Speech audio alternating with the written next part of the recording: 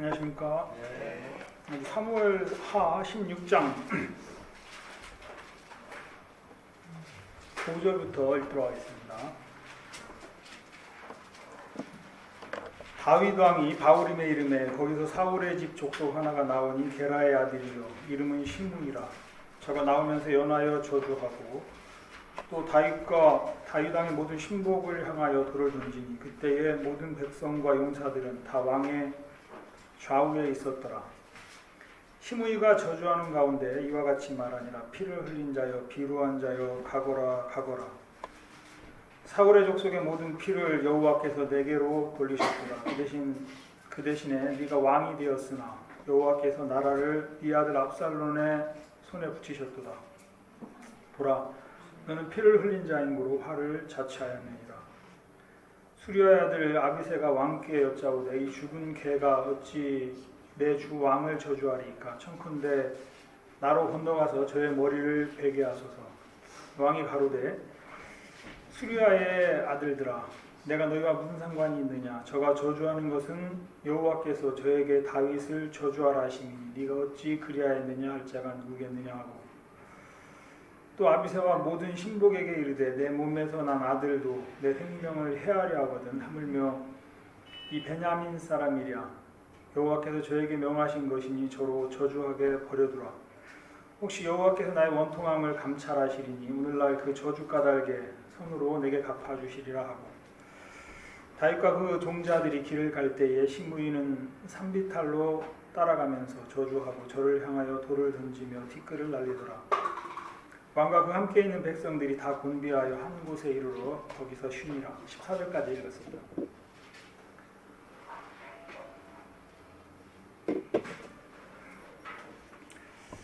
명절 잘 보내셨죠? 네.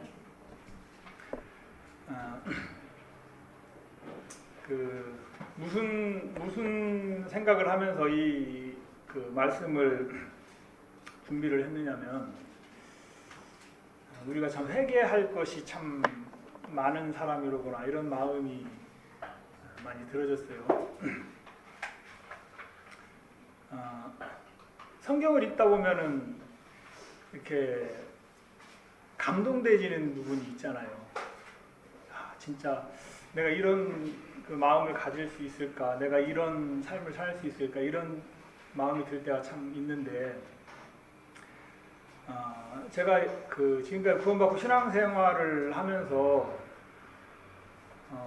그렇게 내게 감동을 주었던 부분이 이 다윗의 압살롬이 반역을 한 이후에 다윗이 이제 쫓겨가면서 가졌던 그 다윗의 마음들, 그런 마음들이 제게 굉장히 이렇게 감동을 주었던 적이 있고, 늘 또 마음에 이제 내가 늘 그런 마음을 이제 가질 수 있으면 참 좋겠다, 감사하겠다, 그런 마음을 가져야 되는데 주여 은혜를 베푸시옵소서, 이런 마음이 되어질 때가 많이 있었거든요.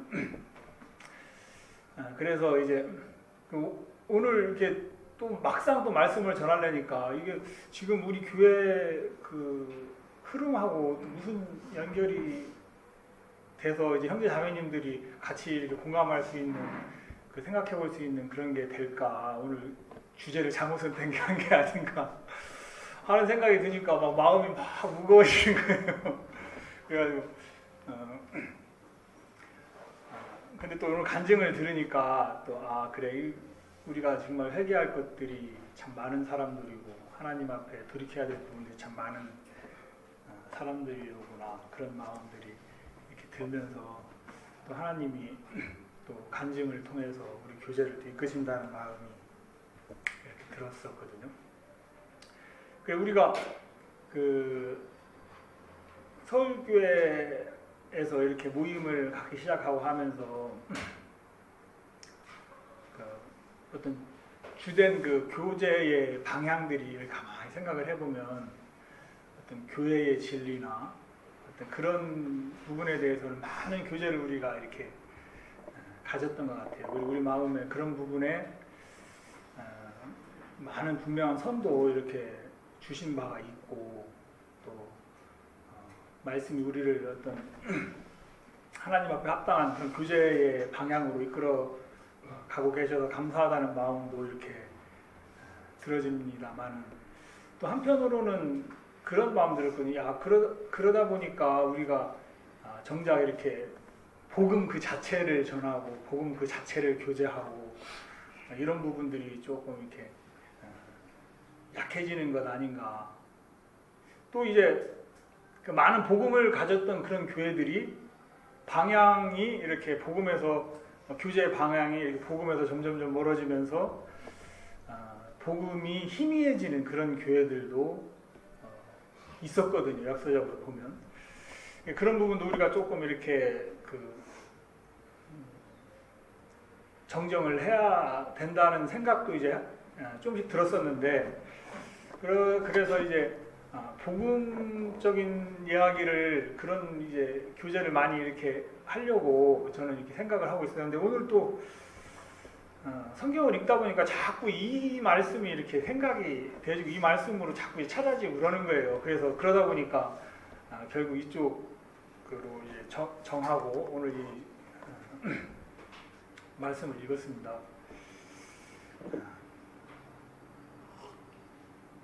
오늘 또 오디오만 이렇게 되다가 비디오로 한다 하니까 또 긴장도 되고 머리 스타일이 괜찮은가, 또 머리가 자꾸 이제 넓어지는데 이거 별로 문제가 없나 자꾸 생각도 들고 이제 그러는데, 대구에 이 얘기는 서두에 꼭 한마디 하고 싶은 마음이 들었는데, 대구의 어떤 큰 교회 이제 목사님이 저희 모임 이야기를 하면서 말씀 안 좋은 얘기로 이제 쫓겨난 사람들이 저희 자기들끼리 모여서 이제 말씀 전하고 싶어서 돌아가면서 말씀 전한다고 이제 그런 얘기를 했다고 그래요. 공식적으로 한 얘기니까 저도 공식적으로 얘기를 하랍니다. 이제 내가 그 얘기를 듣고 내 무슨 마음이 들었냐면, 야, 저분이 진짜 우리가 부러운가 보다, 그런 마음이 들었어요. 우리는 진짜 뭐 큰 모임을 갖고 싶은 그런 욕망으로 시작한 것도 아니고, 하나님 앞에서 하나님이 주시는 그 자유를, 우리를 자유케 하기 위해 자유케 하신 그 예수 그리스도를 진짜 마음으로 경험하고 싶고, 이제 그렇게 우리가 이렇게 모임을 시작하고, 그런 그 모임을 갖기 위해서 말씀을 전하는 부분도 실제로 어떤 교회들은 이런 한 시간씩 이렇게 말씀 전하는 그런 시간이 없는 모임들도 있죠. 근데 저희들은 또 이렇게 생각하면 또 이렇게 깊이 있게, 오늘은 제가 깊이 있게 못했습니다만 이렇게 한 주제를 놓고 이렇게 깊이 묵상하신 분이 이렇게 그 하나님이 주신 그 마음을 이렇게 또 같이 선포를 하고, 그런 부분도 우리 영적인 그런 부분에 도움이 되겠다 싶어서 이제 말씀을 전하는 시간이 우리는 있죠. 이제 그런 건데, 이제 그렇게 아주 좀 이렇게 비하하면서 얘기를 하셨다는 얘기가 이렇게 들렸어요. 그래서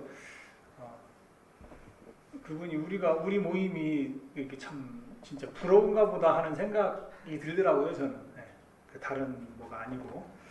그와 상관없이 또 그런 얘기가 들린다고 해서 또 우리가 누리는 자유를 또 빼앗길 이유도 없는 것이고, 우리가 하나님 앞에 이렇게 온전한 마음으로 이렇게 나아갔으면 하는 그런 마음이 들어집니다. 오늘 읽은 이 성경 말씀은요, 다들 이제 아시는 말씀일 거라고 생각이 듭니다만, 같이 이렇게 주변 이야기들도 이렇게 생각을 해보고 하면서 묵상을 하면 참 도움이 되겠다 싶은 마음이 이렇게 들었어요. 다윗의 삶 중에, 다윗은 어떻게 보면은 세상적으로 보면 팔자가 엄청 센 사람들이죠. 센 사람이죠. 이제 성경에 보면은 예수님을 쫓아가는 사람들은 보면 팔자가 좀 세요. 세상적으로 얘기를 하면. 팔자라고 하는 게 이제 기독교적인 그런 용어는 아닙니다만 어쨌든 그 험난한 인생을 이제 사는데, 다윗의 삶 가운데에서 어떻게 보면은 가장 힘들었던 그 시간이 아마 이 시간이 아니었을까. 자기가 낳은 아들이 자기를 이제 대적해서 이제 죽이려고 이제 전쟁을 하는 그런 일들이 아니었을까 생각이 들어지는데, 근데 이게 결국에 이제 보면 우리가 성경을 쭉 읽어보면 하나님이 이 일을 통해서 다윗을 징계하시는 거라는 것을 우리가 이제 알 수가 있거든요. 이제 다윗의 아들이 이제 여럿이 있는데 그 중에 이제 가장 큰 장자가 이제 암논이라는 그 왕자가 있었어요.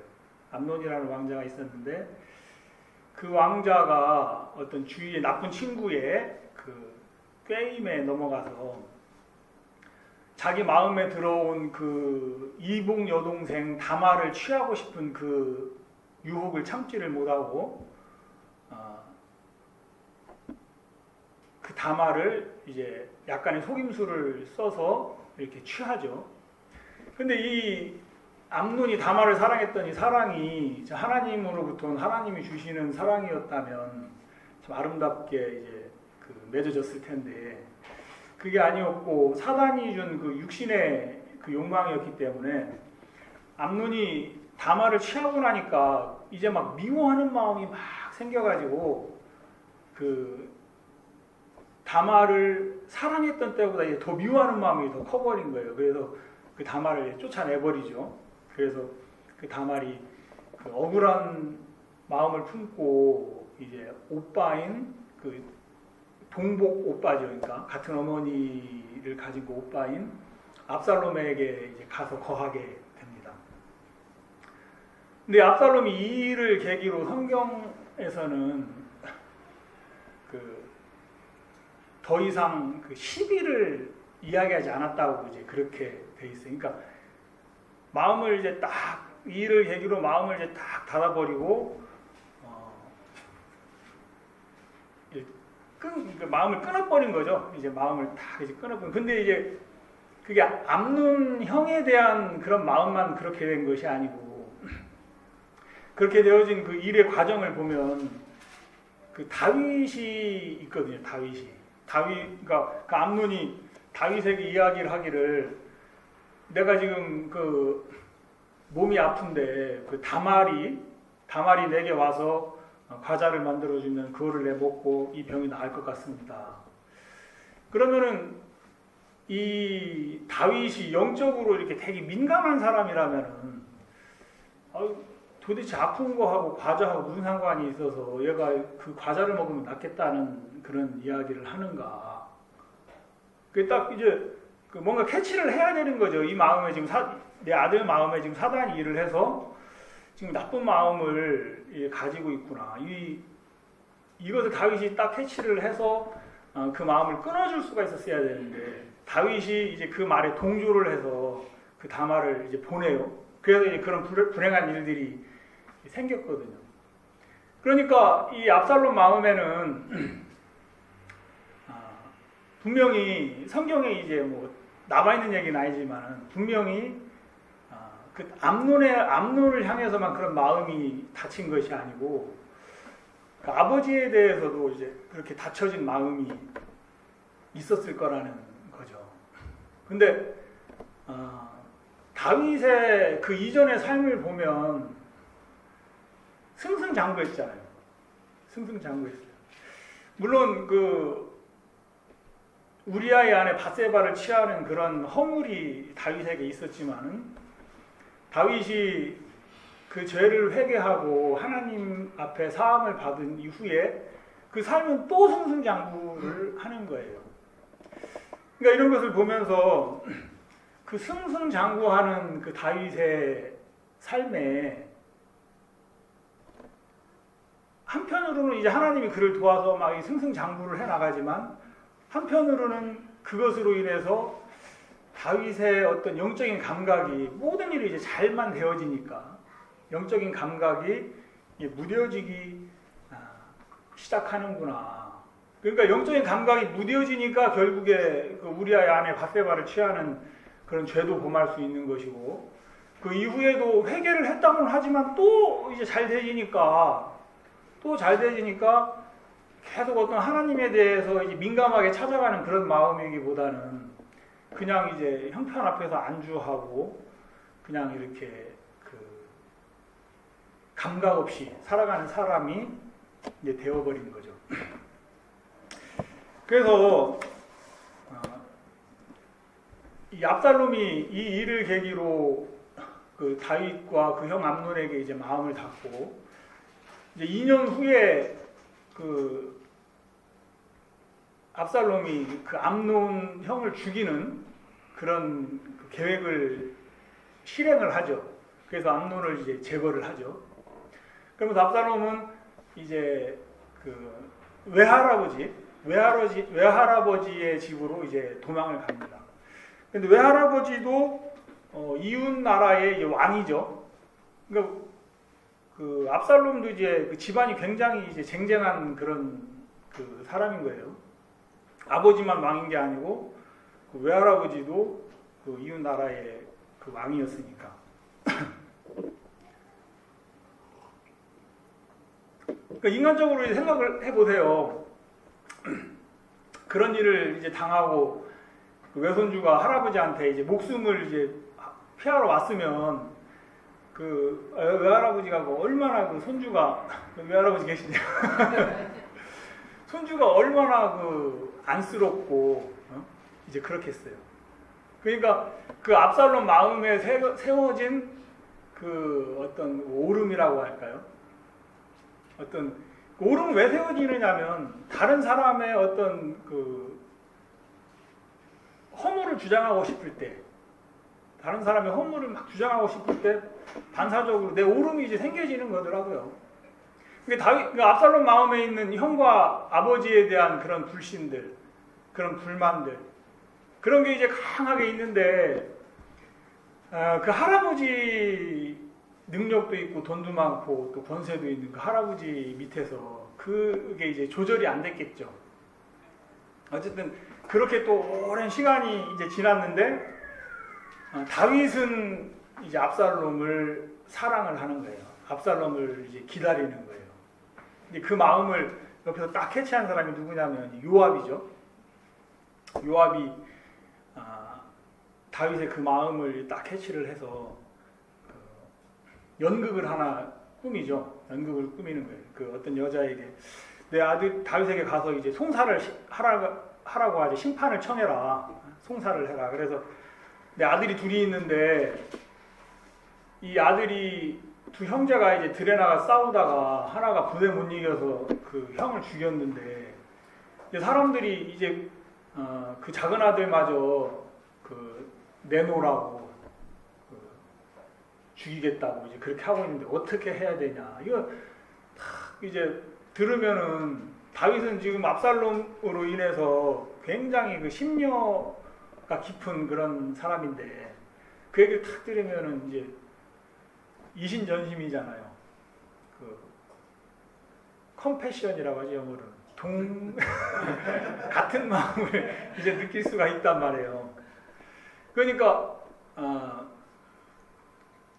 이 다윗이 그럼 돌아가서 그런 얘기를 하는 사람이 있으면 내게 이제 데려오라고 자기가 이제 해결을 해주겠다고. 그러니까 이 여자가 딱 다윗의 마음이 딱 캐치가 된 거예요. 여자 마음에서 지금 다윗도 이거 굉장히 이 문제 갖고 심려를 하고 있구나. 문을 딱 띄우니까 이제 반응이 정확하게 다가오잖아요. 그러면서 이제 그 얘기를 쭉 하죠. 그러면서 이제 다윗이 누가 이게 지금 내 마음을 알고 지금 연극을 꾸미고 있구나. 누가 시켰냐? 그러니까 이제 요압이로구나. 딱 요압이 이제 시킨 게 이제 드러나니까 다윗이 이제 요압을 불러서 그럼 압살롬을 이제 불러와라. 그래서 압살롬을 불러와요. 근데 돌아온 압살롬이 마음이 해결돼서 돌아온 게 아니고 마음이 해결돼서 돌아온 게 아니고 어떻게 보면 계속 그 대적의 마음, 아버지에 대한 그 불신과 불만이 그 압살롬 마음에서 끊이지 않고 이제 그 마음 그대로 이제 다시 돌아온 거지, 아버지한테. 그러니까 이 압살롬이 아버지에게 그 재판을 받으러 가는 그런 사람들 마음을 하나하나 이제 그 자기 편으로 이제 도둑질 한다고 성경에 나와 있는데, 도둑질을 이제 해오는 겁니다. 한번 볼까요? 15장에 이제 그런 얘기가 나오는데, 압살롬이 그 이스라엘 백성들의 마음을 도둑질하는 그런 얘기죠. 3절 한번 보겠습니다. 15장 3절. 압살롬이 저에게 이르기를 네 일이 옳고 바르다마는 네 송사들을 사람을 왕께서 세우지 아니하셨다 하고, 또 이르기를 내가 이 땅에서 재판관이 되고 누구든지 송사나 재판할 일이 있어 내게로 오는 자에게 내가 공의 베풀기를 원하노라 하고, 사람이 가까이 와서 절하려 하면 압살롬이 손을 펴서 그 사람을 붙들고 입을 맞추니 무릇 이스라엘 무리 중에 왕께 재판을 청하러 오는 자들에게 압살롬의 행함이 이 같아서 이스라엘 사람의 마음을 도적질하니라. 지금 압살롬이 지금 왕이면 당연히 그 백성을 다스리고 심판할 사람들을 세워야 되는데, 왕이 이제 그런 사람을 세우지 않았다, 그런 얘기를 하는 거죠. 그러니까 이런 얘기를 들으면은 그 백성들 마음에도 아마 그 왕 도대체 뭐 하는 거야? 맨날 먹고 잠만 자나? 어? 그런 마음이 분명히 이제 들 것이고, 이제 그 백성들 마음에 이제 불신을 이제 들어가는 거죠. 그러면서 야, 내가 재판관이 되면 참 좋겠는데, 에? 내가 이 땅에 재판관이 되고 누구든지 송사나 재판할 일이 있어 내게로 오는 자에게 내가 공의 베풀기를 원하노라. 내가 재판관이 돼서 내가 공의를 베풀 수 있으면 참 좋겠는데. 근데 이게 이제 그 압살롬의 그 어떤 그 욕망을 이제 얘기를 하는 거죠. 자기가 이제 그 왕이 되고 싶은 그런 것들을 이제 슬슬 이제 뒷작업을 이렇게 해 나가는 거예요. 그러면서 이제 그 이스라엘 사람들의 마음이 그 압살롬에게 많이 돌아오는데, 어느 정도 이제 때가 되니까 이 압살롬이 이제 아버지한테 가서 얘기를 하죠. 내가 그 외할아버지에게서 떠나서 아버지에게 올 때 내가 다시 그 아버지에 갈 수 있게 되면, 이스라엘에 가게 되면 이제 여호와를 섬기겠노라고 서원을 했는데, 내가 그 여호와를 섬기고 싶다. 그래서 내가 헤브론에 가서 이제 여호와를 섬기겠다. 다윗에게 가서 이제 그 얘기를 하니까, 다윗은 그때까지도 이제 뭐 세상 그 나라 돌아가는 것도 이제 무뎌진 거예요. 완전히 무뎌진 거예요. 나라가 이제 그 압살롬에게 가는 것도 느끼지를 못하고, 또 가겠다 하니까 또 이제 그 숨은 저희도 이제 파악하지 못하고 이제 또 보내고. 그래서 이제 압살롬이 그 자기를 따르는 사람들을 데리고 이제 헤브론으로 가죠. 11절에 그 얘기가 나오는데, 그때 압살롬에게 청함을 받은 200명이 그 사기를 알지 못하고 아무 뜻 없이 예루살렘에서 저와 함께 갔으며, 그렇게 이제 그 자기를 따르는 사람들을 데리고 그 헤브론으로 이제 가는 거예요. 그때 이제 그 압살롬을 따르던 사람들 중에 아히두벨이라고 하는 그 다윗의 모사꾼이죠. 그러니까 그 동양식으로 얘기하면은 제갈공명 같은 그런 사람, 다윗에게 있어 제갈공명 같은 그런 그 지혜를, 책략을 이제 주던 그런 사람을 아히두벨이 이제 압살롬이 데려가요. 이것도 이제 굉장히 의미가 있는 얘기인데, 아히두벨은 그 뒤에 나오는 성경에 보면은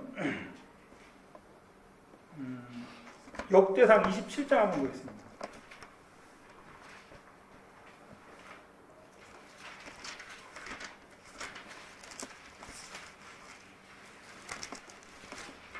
역대상 27장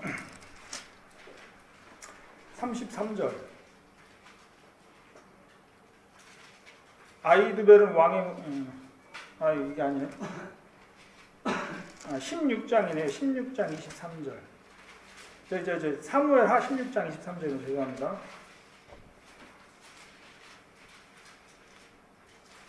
사무엘하 16장 23절. 그때 아이두벨의 베푸는 모략은 하나님께 물어받은 말씀과 일반이라 이제 그랬어요. 아이두벨이 이제 얼마나 그 사람의 이제 이렇게 그 모략이 뛰어난 모략이냐면은 하나님한테 물어서 받은 하나님이 이렇게 주신 그런 지혜만큼 아이두벨의 지혜가 이제 그의 모략이 뛰어났다는 얘기죠. 그러니까 정확하고 이제 다윗과 함께 아이두벨이 다윗과 함께 전쟁터에 나가면 그 아이두벨의 지략을 쫓아 전쟁을 하면 지지를 않았겠죠. 근데 사실은 하나님이 다윗을 세우려니까 아이두벨의 지략을 이제 그렇게 이끌어 가신 건데 어쨌든 아이두벨은 그렇게 이제 지략이 있는 사람이었는데 그러니까 오랫동안 아이두벨이 다윗을 섬기면서 아이두벨은 다윗의 어떤 그 지난 허물이나 이런 것들을 잘 알고 있겠죠. 그 밧세바를 취하면서 어떤 조치를 취했고 그리고 또 뭐 성경에 나와 있는 그런 얘기 말고도 뭐 같이 지내다 보면은 밥 먹을 때 뭐 입에 뭐 묻히면서 먹는 거에서 시작해가지고 많잖아요. 흠잡을 만한 게. 그런 것들을 아이두벨이 잘 아니까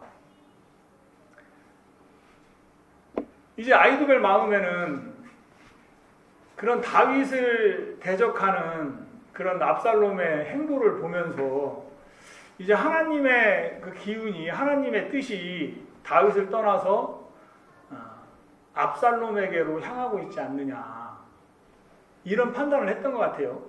그러니까 그 지략을 가진 아이두벨이 압살롬에게 이제 이렇게 가서 같이 그 거사를 꾸미는 거죠. 나라를 세우려는. 그러니까 그런 사람이 이렇게 그 압살롬하고 같이 하게 되면 막 더 힘을 얻잖아요. 더 힘을 얻잖아요. 그래서 그 압살롬이 이제 그 전쟁을 일으켜요. 전쟁을 일으키는데 그 다음부터 이제 그 다윗의 그 압살롬의 반역에 대한 압살롬의 그 반역에 대해서 다윗이 이제 갖는 마음들을 우리가 이제 찾아볼 수가 있는 거죠. 14절부터 한번 보겠습니다. 15장 14절.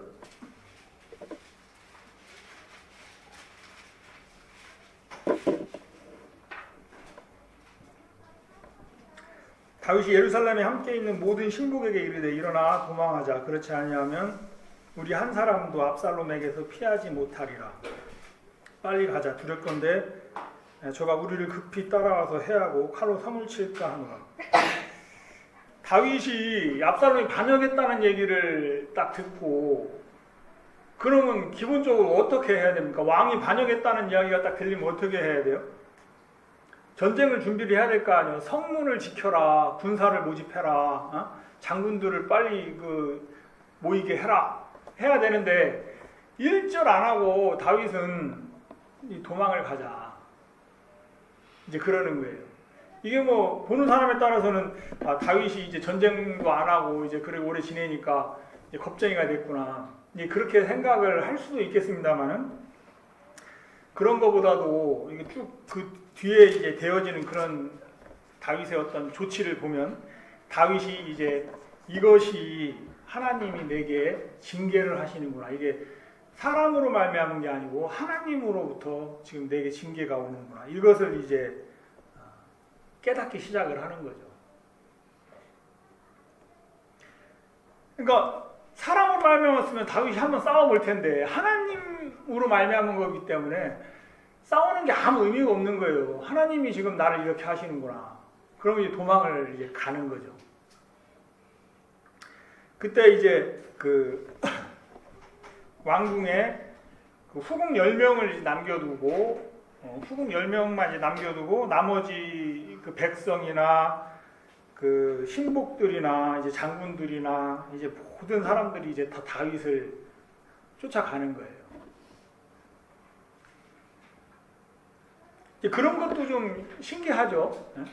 다윗이 이제 막 그 문제가 있는 왕이어서 그 진짜 이스라엘 백성들 마음이 다 압살롬에게 갔다면 쫓는 사람도 있고 또 이제 도망가는 사람도 있고 이제 그래야 되는데 성경에서는 모든 백성이 그리고 모든 신복이 17절 18절 보면요. 왕이 나가면 모든 백성이 다 따라서 벤메르하게 이르러 머무니 모든 신복이 그 곁으로 지나가고 모든 그렛 사람과 모든 블렛 사람과 및 왕을 따라 가드에서 600인이 왕의 앞으로 진행하냐 그랬어요. 그러니까 다 이제 또 다윗을 쫓아서 도망을 이제 가는 거예요. 만약에 다윗이 이렇게 하나님이 나를 지금 징계하시는구나 이런 어떤 감각 없이 만약에 다윗이 막 압살롬과 전쟁을 하려고 하고 이제 그랬으면은 뭐 신하들 사이에서도 그 다윗의 잘잘못을 막 따지고 압살롬이 잘했네, 다윗이 잘했네 분명히 파가 이제 나뉘어질 수 있을 텐데 다윗의 마음에 그 하나님을 인정하는 마음으로 이제 모든 것을 포기를 하고 이제 그 성을 나오니까 사람들의 마음이 여전히 다윗을 버리지 않고 이제 쫓아가는 모습으로 이제 저는 이제 보여지거든요. 자, 이 이야기를 30절에서 한번 이제 더 보면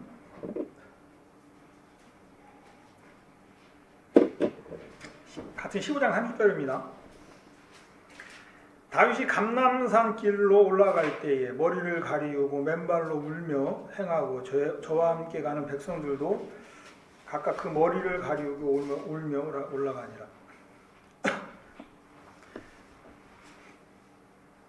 지금 다윗이 이제 도망가는 그 모습인 거예요. 도망가는 다윗의 모습, 그리고 그를 쫓아가는 사람들의 모습. 왕이 행차인데 왕이면 이제 왕관이라도 써야 되잖아요. 말이라도 타고 그리고 옷이라도 입고 지금 뭐 전쟁에서 패해서 도망가는 게 아니고 그냥 이제 도망가는 거예요. 아무 뭐 손실이나 이런 거 없이. 그런데 다윗은 지금 어떻게 그 도망을 가느냐면 머리를 가리우고 이제 머리에 왕관이 없죠 지금. 맨발로 발에 신도 이제 안 신고 울면서 백성들과 함께 이제 가는 거죠.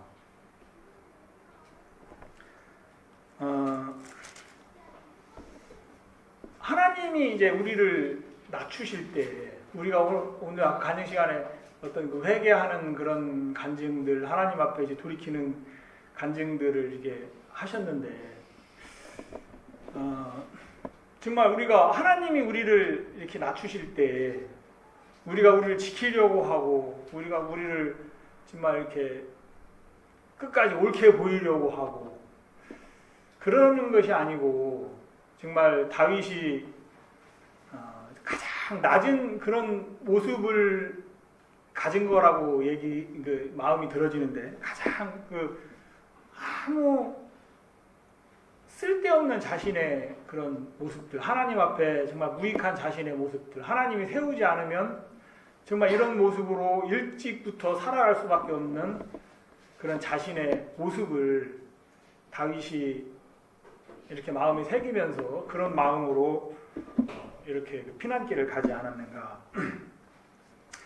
그렇기 때문에 이 일이 사람으로 말미암은 것이 아니고 하나님으로 말미암았기 때문에 다윗에게 이제 나오는 사람들이 이제 많이 있었어요. 그 사람들을 이제 하나하나 좀 보면은 먼저 이제 가드 사람 이때라는 그 장군이죠. 나중에 이제 이때가 이제 그 군대 장관도 되고 이제 그렇습니다만은 가드 사람 이때가 600명의 군사를 그 부하를 데리고 다윗에게 기순해 왔는데 그 기순해 온 게 이제 오래 전에 기순해 온 게 아니고 그 얼마 전에 이제 최근에 그에게 기순을 해온 거예요. 그 사람이 다윗에게 그 나올 때 다윗이 지금 전쟁을 하는 사람으로서 잘 훈련된 그 군사와 유능한 장군이 이제 자기에게 나온다면 한 사람이라도 더 자기 편을 만들어야 될 거 아니에요. 근데 다윗은 자기 편을 만드는 게 아니고 20절에 한번 보겠습니다. 15장 20절. 19절부터 볼까요? 그때 왕이 가드 사람 이때에게 이르되 어찌하여 너도 우리와 함께 가느냐 너는 쫓겨난 나그네니 돌아가서 왕과 함께 네 곳에 있으라. 너는 어제 왔고 나는 정치 없이 가니 오늘날 어찌 너로 우리와 함께 유리하게 하리요. 너도 돌아가고 네 동포도 돌아가라. 은혜와 진리가 너와 함께 있기를 원하노라. 그러니까 이제 자기에게 나온 600인과 그 이때를 이제 돌려보내는 거예요. 분명히 이 사람 마음에, 다윗의 마음에 이건 사람이 나를 지킨다고 지켜질 문제가 아니로구나. 하나님이 나를 지키셔야 되는 일이로구나. 분명히 이제 그 마음이 있기 때문에 이런 그 결단을 내릴 수가 있었겠죠.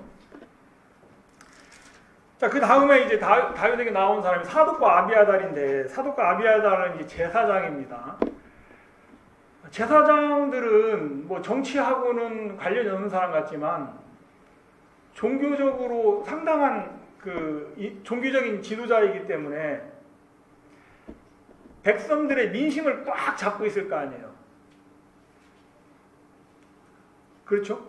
그 유대인들은 다 이제 같은 하나님을 믿으니까 그 제사장들이 언약궤를 жил모지고 자기에게 나올 때 그 사람들을 이제 또 돌려보내는 거예요.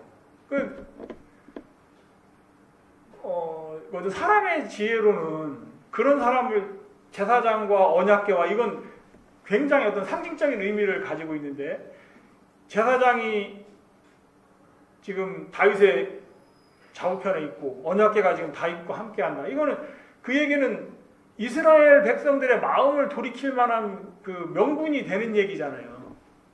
누가 하나님 편에 있느냐 그 명분이 분명히 되는 이야기인데 다윗은 그것도 이제 마다하고 돌려보내는 거죠. 그렇게 하고서 지금 맨발로 머리를 가리고 울면서 이 울음 속에는 어떤 진짜 뭐 우리도 일이 막 꼬이면 뭐 오랜 시간이 아니지만 짧은 시간 내에 막 지나온 그 삶들을 쫙 돌이켜보게 되잖아요. 아, 근데 그때 왜 그랬을까? 하나님이 진짜 불편해 하셨겠다. 그러면서 이제, 그러니까 이제 뭐 왕인데, 왕이 암만 잘하려고 해도, 그거 뭐, 왕이, 막 기침을 하면 막 저 밑에는 어떻습니까? 그 군대에 있으니까 육군 참모총장이 기침을 하면 밑에는 어떻게 돼요? 예? 예? 육군 참모총장이 기침을 하면은 밑에는 어떻게 돼요? 아직 모르는구나. 요즘 군대는 옛날 군대는 태풍 부는 거 아는데 태풍이 부는데 그 이제 그런 위치에 있는 사람이면 진짜 어떤 큰 과오가 아니라 할지라도 백성들이 진짜 그로 인해 많은 영향을 받고 때로는 어려움도 당하고 이제 그런 것들이 뭐 많이 있었을 거 아니에요. 그러면서 그런 일들을 이 다윗이 인정을 하면서 진짜 자기를 지키고 자기를 세우려는 그런 마음들 하나 없이 그 왕궁을 버리고 피난을 가게 되죠.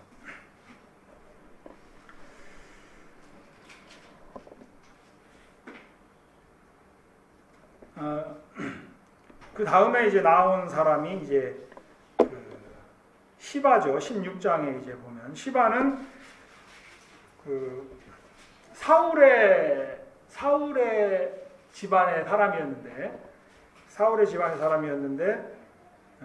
그 무비보셋을 다윗이 이제 거두어 주잖아요.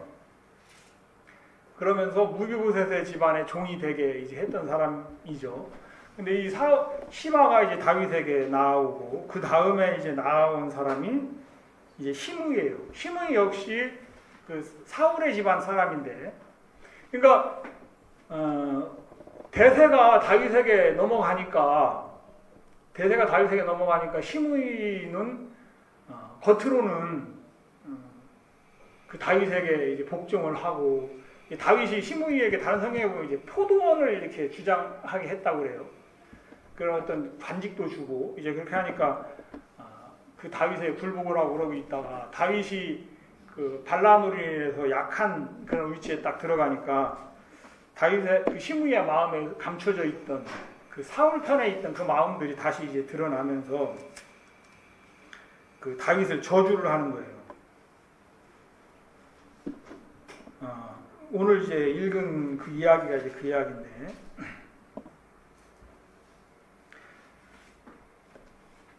여기 16장 7절부터 보면 시므이가 저주하는 가운데 이와 같이 말하니라. 피를 흘린 자여, 비루한 자여, 가거라 가거라.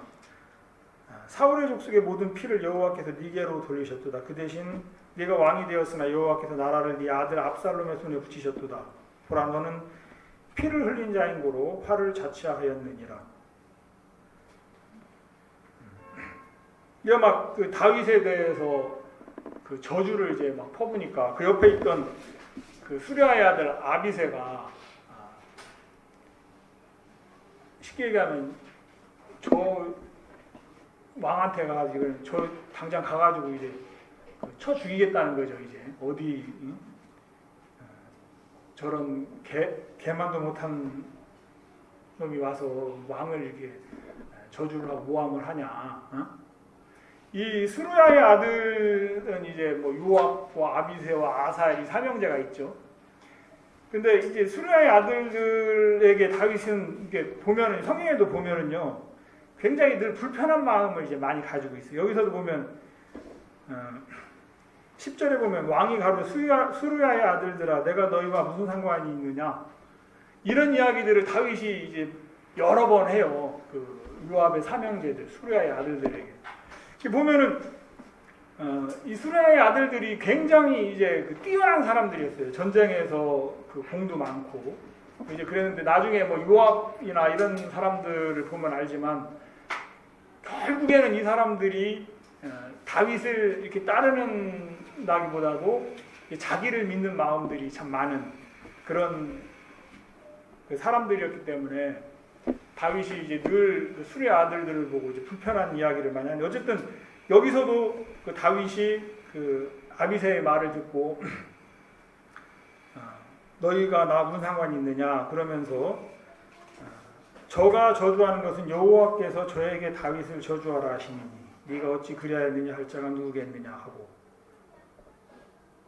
이제 지금 다윗이, 저는 정말 그 다윗의 마음 중에 그 감동이 되어지고 진짜 이렇게 부러운 그런 마음이, 이런 형편 안에서 자기의 모든 것을 정말 다 내려놓고 하나님을 인정할 수 있었다는 거예요. 하나님이 나를 저주하게 하라 하셔서 나를 저주하는 저 시므이를 죽이면 그게 바로 하나님을 대적하는 거잖아요. 그러니까 하나님이 저주하게 하라 저주하는 저 시므이를 내가 어떻게 죽이느냐, 너는 어떻게 또 저 시므이를, 하나님이 시켜서 저 짓을 하고 있는 시므이를 죽이겠다고 하느냐. 11절에 또 아비새와 모든 신복에게 이르되 내 몸에서 난 아들도 내 생명을 헤아려 하거든 하물며 이 베냐민 사람이랴 여호와께서 저에게 명하신 것이니 저로 저주하게 버려두라. 다윗의 마음에 분명한 그 하나님을 인정하는 마음이죠. 이건 하나님으로부터 온 나를 징계하고자 하는 건 하나님의 뜻이다. 분명한 그 마음이 있으니까 다윗이 모든 인간적인 방법들을 다 이제 내려놓고, 또 나중에 이 시므이가 막 그 다윗이 전쟁에서 이기고 돌아오니까 제일 먼저 나와가지고 막 그 잘못했다고 빌죠. 네? 그러니까 또 그 다윗은 그 시므이도 이렇게 받아주는 거예요. 왜? 그때 그거는 하나님이 나를 징계하시기 위해서 너를 통해 그렇게 하셨던 거니까 내가 이제 어떻게 할 수 있는 그런 것이 아니다. 다윗의 마음에 분명한 그런 선이 이제 있었던 거죠. 이 후에도 보면 그 다윗을 쫓는 사람들 이야기가 이제 쭉 이게 나오는데, 저는 그 오늘 이 압살롬의 반역에 대한 그런 이야기를 이렇게 생각을 하면서 하나님의 징계에 대해서 이제 생각을 해봤거든요. 사실 제가 이런 말씀을 처음 들은 거는 제가 이제 읽으면서 이렇게 그러니까 제가 직접 읽으면서 이렇게 들어진 마음들은 아니에요. 저에게 이런 말씀을 가르치던 분이 있었다는 거예요. 그제 그 말씀을 제가 들으면서 굉장히 감동을 받고, 야, 그래, 이거는 진짜 이제 하나님을 믿는 사람들이 가져야 되는 그런 마음이로구나. 그러면서 그런 마음이 되어지지 않는 것에 대해서 괴로워하고, 또 그런 마음이 되어지기 위해서 진짜 은혜를 구하고, 그랬던 적이 이제 있었고, 우리 뭐 물론 과거형으로 이야기할 것이 아니라 이제 지금도 이제 분명히 이런 말씀을 대하면 그런 마음이 들어집니다만, 그래서 이제 이런 말씀을 전하는 분이면 그런 삶을 사시겠구나, 이런 마음으로 이제 그런 말씀을 듣고 이제 배우고 그러던 적이 있었어요. 이제 시간이 지나고 좀 안타까운 이야기입니다만은 그분에게도 이제 막 어려움들이 찾아오시더라고요. 그래서 내가 이제 이런 말씀을 가르치셨던 분이야, 이 어려움을 어떻게 저분이 넘어가실까, 이제 다 그분에게 배운 사람들은 다 이제 보고 있을 거 아니에요. 근데 진짜 안타까운 것은 한 번을 이 성경에서 우리를 제자들을 가르쳤던 그 길을 가는 것을 못 보겠더라고요. 모르겠습니다. 제가 가까이에 있지 않아서 그것을 보지 못했는지, 아니면은 뭐 진짜 이제 그래서 그랬는지, 저는 어쨌든 한 번도 보지 못했습니다. 그래서 이런 말씀을 가리키는 사람은 참 많죠. 그리고 우리가 성경을 보면서 옳은 얘기할 때면 굉장히 부끄럽고 뜨끔뜨끔할 때가 많은 거예요. 분명히 하나님이 이제 보여주시긴 하셨는데 내가 과연 이런 삶을 어느 정도나 살아가는가. 아까 속건제 말씀을 하시면서 먼저 우리가 그 성경 공부를 하면서 분명히 마음에 이렇게 지식으로는 들어왔는데 그게 이제 마음으로 이렇게 딱 들어와서 그 행동으로 딱 나올 때는 약간의 시간적인 갭이 있었잖아요. 어쨌든 그러니까 이제 가리키는 이런 말씀을 가리키는 사람은 참 많은데, 저도 뜨끔뜨끔 하는 거 이런 얘기를 내가 왜 했을까? 그런 마음을 가지고 사는 사람들은 이제 많지 않은 거예요. 그러면 그런 마음을 가지고 사는 사람이 많지 않기 때문에 그냥 막 살면 되는 게 아니고, 이제 우리가 다른 사람은 그렇게 살지 못할지라도 그런 어떤 그 속임이죠. 일종의 속임이라고 생각하는, 속임을 당했을지라도 분명히 그건 하나님 말씀이었기 때문에 그 말씀을 듣는 사람, 그리고 오늘 말씀을 대하는 사람들은 그 마음을 찾아가는 것이 이제 합당하구나 하는 마음이 이제 들어지는 거예요, 제 마음에.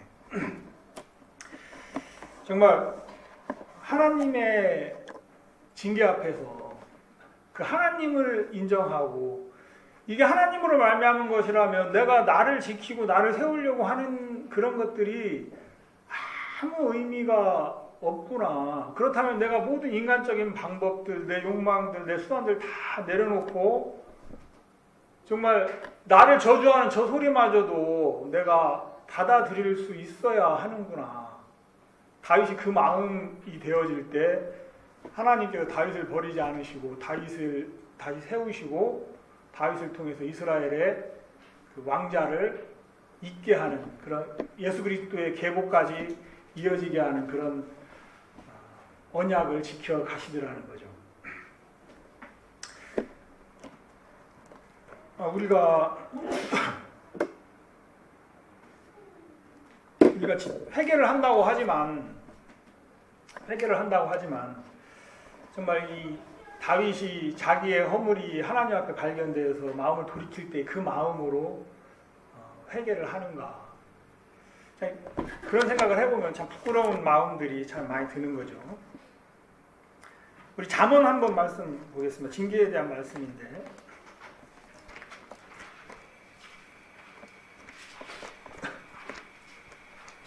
3장 12절입니다.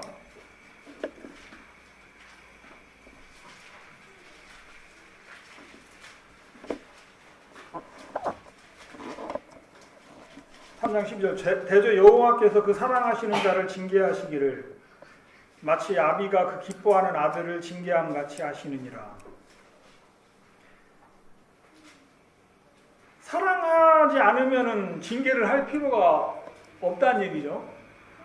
그리고 하나님의 징계는 마치 아비가 아들에게 하는 것과 같은 그런 징계다. 그러니까 우리는 하나님 앞에서 징계받는 것을 감사하게 여길 수도 있어야 되는 거죠. 히브리서에 보면 좀 더 자세하게 이제 그 얘기가 나오는데, 히브리서 성경 한번 본 다음에 말씀 마치도록 하겠습니다. 히브리서 12장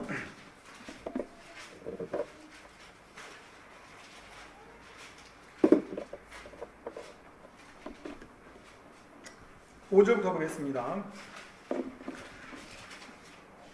또 아들들에게 권하는 것 같이 너희에게 권하신 말씀을 잊었도다. 일러스되 내 아들아, 주의 징계하심을 경히 여기지 말며 그에게 꾸지람을 받을 때에 낙심하지 말라.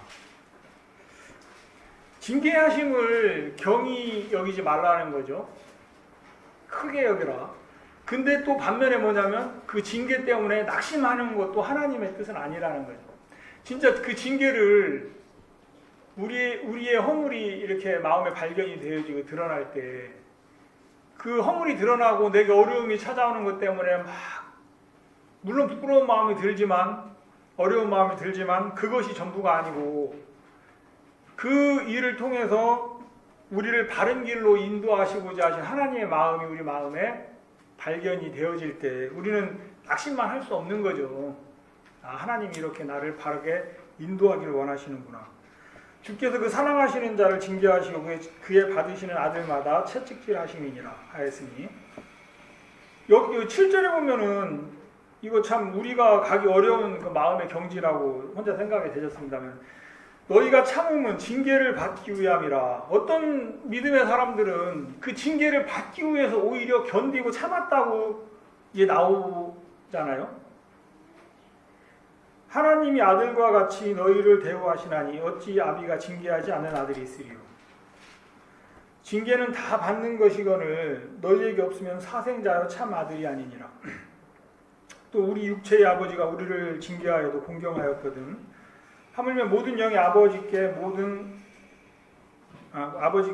더욱 복종하여 살려 하지 않겠느냐. 10절 저희는 잠시 자기의 뜻대로 우리를 징계하였거니와 오직 하나님은 우리의 유익을 위하여 그의 거룩하심에 참여케 하시느니라. 이게 저희의 징계와 하나님의 징계가 이제 나오죠. 저희의 징계, 이제 세상에 권세 있는 사람들의 이제 징계가 되겠죠. 그 사람들의 징계는 잠시 자기의 뜻대로 자기들의 이익을 위해서 징계를 하죠. 실의를 하는 거예요. 그러나 오직 하나님은 우리의 유익을 위하여 그의 거룩하심에 참여케 하시느니라. 무릇 징계가 당시에는 즐거워 보이지 않고 슬퍼 보이나 후에 그로 말미암아 연달한 자에게는 그의 평강한 열매를 맺나니, 그러므로 피곤한 손과 연약한 무릎을 일으켜 세우고 너희 발을 위하여 곧은 길을 만들어 저는 다리로 하여금 어그러지지 않고 고침을 받게 하라. 결국에 그 하나님의 징계 12절 13절에 나와 있는 그 말씀처럼 피곤한 손과 연약한 무릎을 일으켜 세우고 곧은 길을 만들고 저는 다리를 어그러지지 않게 고치게 하기 위함이라고 이제 말씀을 하고 계신데, 우리가 진짜 이렇게 하나님 앞에 지내다 보면 진짜 이거는 징계로 말미암아서 내 허물로 인해서 하나님이 이렇게 하신다는 마음이 들어질 때가 있어요. 그때 우리는 정말 그 다윗에 가졌던 그런 마음처럼 나를 지키고 나를 세우고 또 나를 옳게 보이려는 그런 생각들 다 내려놓고 하나님이 하시는 그 징계 앞에서 온전히 받아들이고 주님의 거룩함에 참여하는 하나님의 뜻에 부응하는 그런 합당한 그리스도인이 되어지길 바라는 마음이 있습니다. 하겠습니다.